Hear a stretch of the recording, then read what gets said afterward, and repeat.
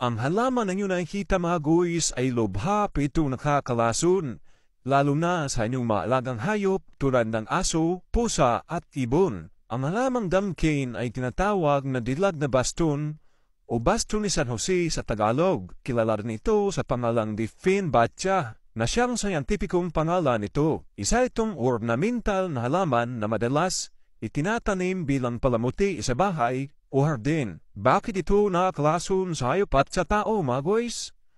Ang damkin o Difinbatya ay nakakalason dahil sa taglay nitong calcium oxalate crystals at mga proteolytic enzymes.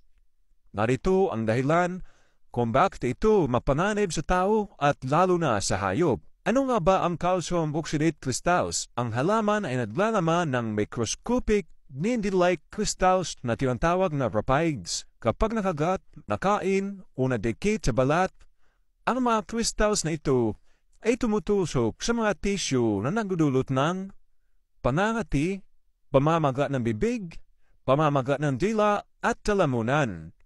At isa pa nga rito ang hirap sa paglunok o paghinga. Ano nga ba ang epekto nito sa hayop? Ang mga alagang hayop tulad ng aso, pusa at ibon at manok na nakakalunok ng dahon ng damkin ay maaring karanas ng matinding paglalaway, pagsusuka, hirap sa paghinga, kawalan ng gana sa pagkain at hanggang sa mamatay. Ang epekto naman sa tao ay malubhang irritation sa bibig kapag hakain ka nito o nakakagat o nakalunok, pamamanhid ng dila at lamunan, panandaliang pagkawala ng tataya mo sa dita, kaya na ito tinatawag na damkin. Kaya payo lang mga guys na iwasang ilagay ang damkin sa lugar na maabot ng mga bata o mga alagang hayop.